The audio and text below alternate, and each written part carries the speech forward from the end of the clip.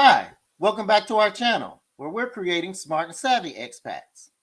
Here at Chosen Few Expats, we come up with this new segment for you called the Nap Session. That's your news around Panama. So before we get into the news around Panama, just a few friendly reminders. We're now available for a 1-hour Zoom consultation. So book your private Zoom consultation with us at chosenfewexpats@gmail.com, or just send us an email. Just let us know how your journey is progressing, where you at, what stage you're at in your journey. You making exploratory trips?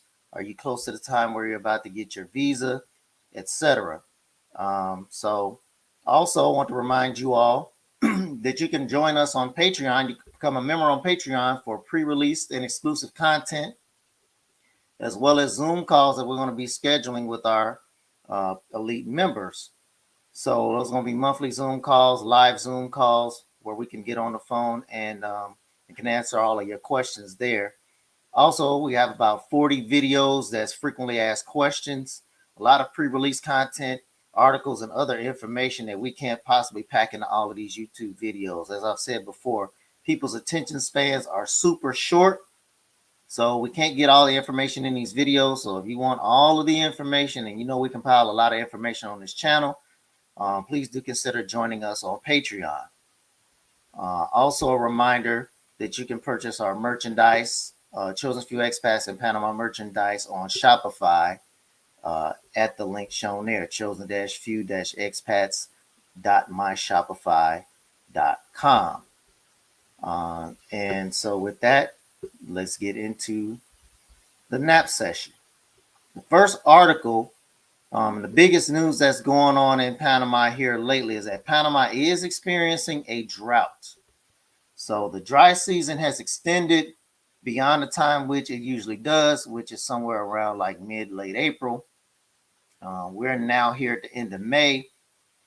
It's starting to rain a little bit more now, but I can confidently tell you that through early May, I had only seen it rain maybe once in our area. But we're out near the beaches. That's the area that they call Arco Seco, which is dry arc. It does rain more in the city, but it has reached a point had reached a point in April where the authorities were considering water rationing. So let me pull this article up for you all. Okay, so here you see the article where the water authority has contemplated rationing. It's again because there's a drought experience here. You have Lake Alajuela, which is the main source of water to the plant that supplies 100% of the population of Panama City.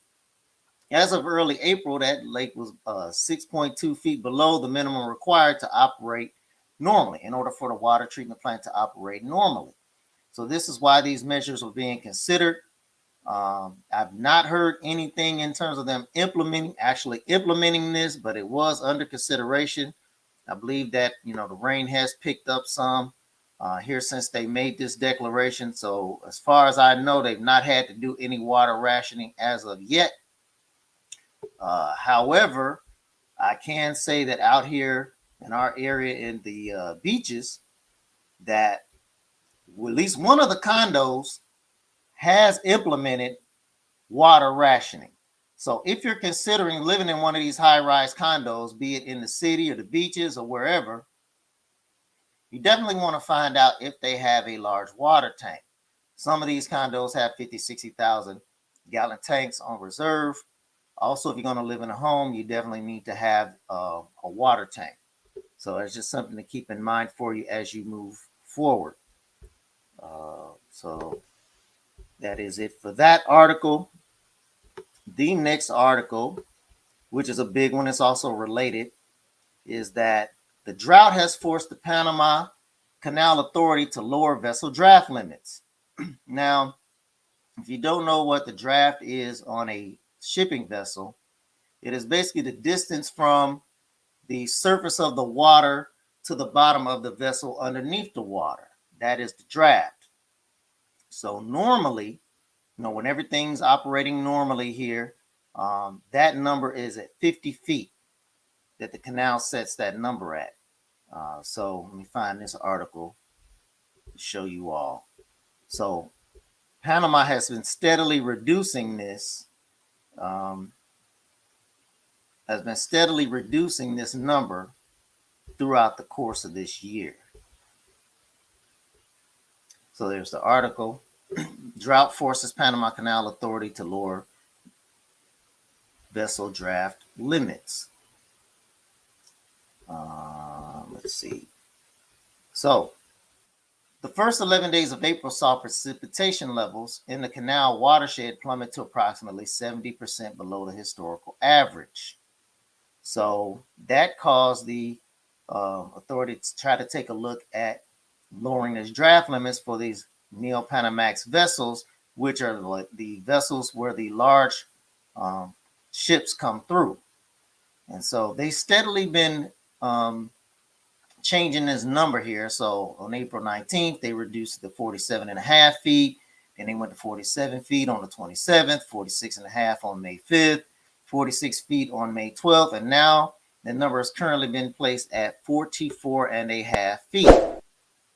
So basically what this means is that there are fewer containers that a vessel can put on the cargo ship, because the more containers is on it, obviously the heavier it is, the more it's going to sink into the water, and then you could pass that 40, what is now a 44.5 foot limit. So what this is doing, this is causing some problems for the shipping companies, because obviously the canal isn't going to charge them hardly any less money to come through there. So, you know, that cost has been passed on to their customers, and they're going to try to pass it on to their customers. And they just can't ship as many containers on a cargo vessel. So I have a news article here or video here to show you all on that. So let's check that out.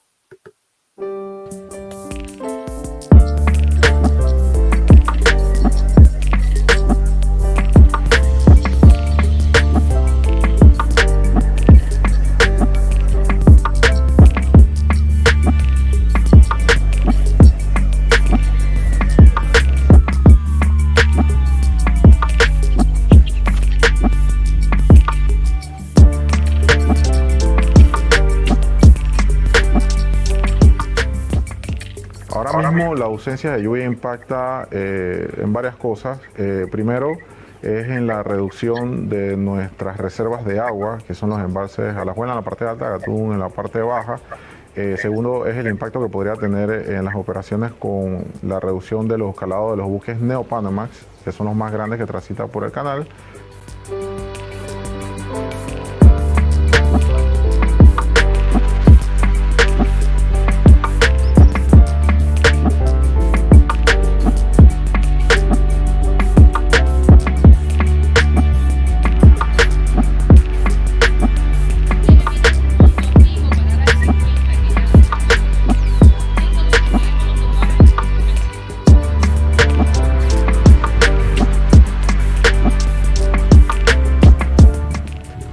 Este año ha sido el año más difícil que he visto de la sequía del agua.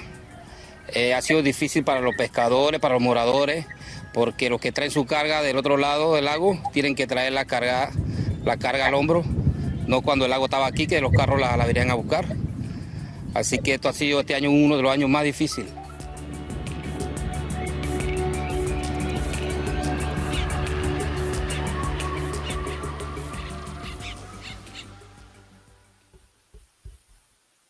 Okay, so there you go.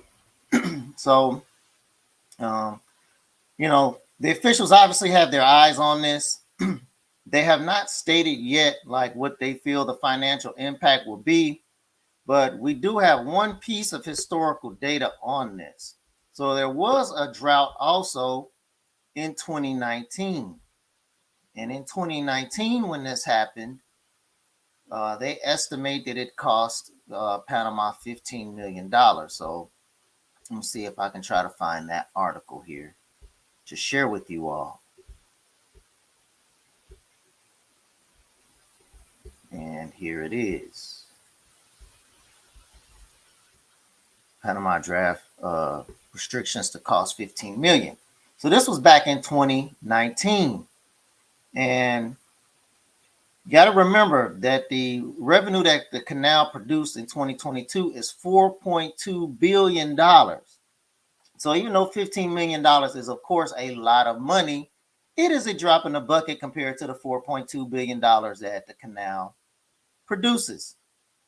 So there is some time here for this situation to kind of rectify itself. They do expect for, if things continue at this rate, that the levels in the Gatun Lake, which supply the canal, that's an artificial lake which supplies the canal, will reach record low by July if things continue at this rate and don't improve. But this is just one historical data point for you all. But if this does go on, this could impact traffic through the canal, because people are going to look to try to find some other means. Let me find you guys an article on that, because these shipping companies, like I said, are they're in a tough spot. So they're going to look to do things to alleviate the impact.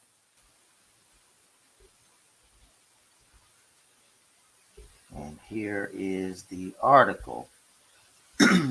Panama Canal draft restrictions could halt coastal shift. So Hapag-Lloyd, which is one of the major carriers here, says that they're going to charge $500 per container effective June 1st on all cargo loaded on its Asia to East Coast sailings via the canal. So this is going from Asia all the way to the East Coast. So they have to go through the Panama Canal in order to get there. So what you have companies are going to maybe start trying to do, instead of doing that, if the cost gets too high, then they're going to just sail to the West Coast, sail from Asia to the West Coast, say to California, put the goods in the containers on a train, and then roll them across that way. So that's one thing that they can try to do to try to offset this if it continues to get too bad, or if the situation continues to worsen. So right now, there's something that they have their eye on. I don't think it's going to be a huge impact based on the historical data that we saw. But if, I think it is starting to rain a little bit more now. But if it continues, we'll have to keep an eye on this one to see what the revenue impact is to the canal. So that's one we have to keep an eye on. So next article here is the U.S., Panama, and Colombia have teamed up to stop Darien Gap migration. So if you all don't know what the Darien Gap is, the Darien Gap is an area of dense rainforest that's in the eastern part of Panama that is on the border of Colombia and Panama, with a lot of it being in Panama. And this is a lot of the area that you've seen in a lot of these drug movies where, or back in the day where people were making drugs in the jungle and things like that. This is that area. And you also have a lot of indigenous people that live in that area. They don't have a lot of resources there. It's very, very tough to get there. Conditions are very, very difficult. As a matter of fact, the Pan American Highway, which extends from Alaska all the way down to Panama, would go all the way through to Argentina. It's the world's longest highway, would go all the way through Argentina, but they could not build the road through the Darien Gap because that rainforest and jungle is so dense. So as you can imagine, these are, terrible conditions for people to be trying to migrate through. As much as we hear about this in the U.S. and people are out on the plains, of Texas, and it's desert, and yeah, they need water, and it's the desert. This is the jungle. I mean, so it's basically another level of a problem that they have here. So let me find the article here on that to share with you all. So here is the article. So a lot of these migrants are from Haiti. They are from, with everything that you all know that's going on in Haiti, from Venezuela. You all know everything that's going on there, the hyperinflation and everything that's going on there. Also, a smaller number from Colombia and Ecuador. So you can see the conditions here. Folks crossing the river with the dense jungle all around them. So they had, through the first 3 months, 87,000 people take this migration route. That number is up 14,000 over the first 3 months from last year. And then through the end of the year in 2022 was a record 250,000 people that took this route. So now what you have is basically the U.S. poking their nose in again, and working with Colombia and Panama to try to slow down the migration. So I think it's just fairly ironic.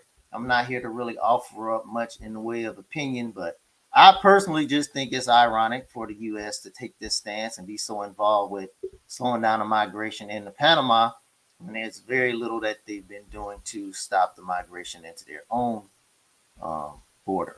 So just something interesting there. The U.S. has also put their money where their mouth is, so to speak.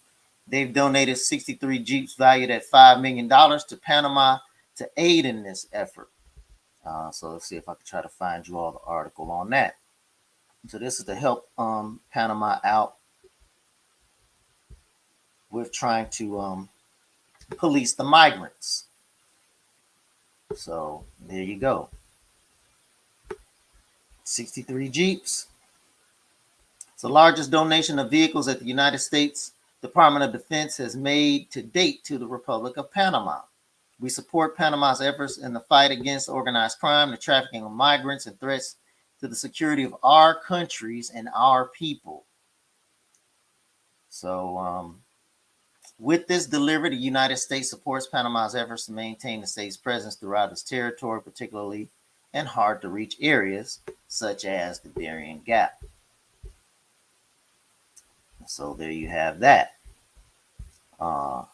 So also in an article that is also related to that area in Darien. So this is not good news here. This is a sad article. In high-income Panama, 1 in 3 kids live in poverty. Now, this is according to UNICEF. So let me find that article for you. Now, in my research, the poverty rate in Panama was around 14% or so. That number has probably gone up since COVID, but still, it's an alarming number for them to try to report, or for them to report that 1 in 3 children live in poverty. And I was trying to discern from the article whether or not they were saying 1 in 3 children in the Darien Gap, or is it 1 in 3 children overall? It looks like they're trying to say it's 1 in 3 children overall. And for some reason, I cannot put my hands on this article right now. Okay, I think this is it. Nope, that's not it. This is, the World Bank in Panama gave their assessment of Panama. We covered this in our 15 negatives of living in Panama video when we talked about the uneven distribution of wealth, is that they projected Panama's economic growth to be 5.7% in 2023. They said the main challenge is to reduce inequalities that especially affect women, Afro-descendants, and the indigenous peoples. So this issue here with the poverty in this article is definitely impacting the folks in Darien, which are largely the indigenous peoples. So yes, they say in high-income Panama, 1 in 3 kids live in poverty, according to UNICEF. See if we can dig into this. They say that in Panama, too many children face difficulties in developing their full potential and for their full guarantee of rights. We are failing each of these children, warned UNICEF's regional director of Latin America, Gary Consul, during a visit to indigenous towns located on the Panama-Colombia border area. Again, this is Darien. The UN entity indicated in a public statement that despite being a high-income country, according to the World Bank, in Panama, 1 in 3 boys and girls lives in multidimensional poverty. So again, this is a very, very sad state of affairs. As we've noted in some of our other articles that we covered, Panama is throwing billions of dollars at several projects. They're working on the infrastructure. There's a lot of things that they're working on. They're throwing billions of dollars at it. We just covered they make $4.2 billion of revenue from the Panama Canal. You have the free trade zone in Cologne, which is the second largest free trade zone in the world behind Hong Kong. Now, there are only 4.5 million people, maybe a little bit more since the latest census, that live in Panama.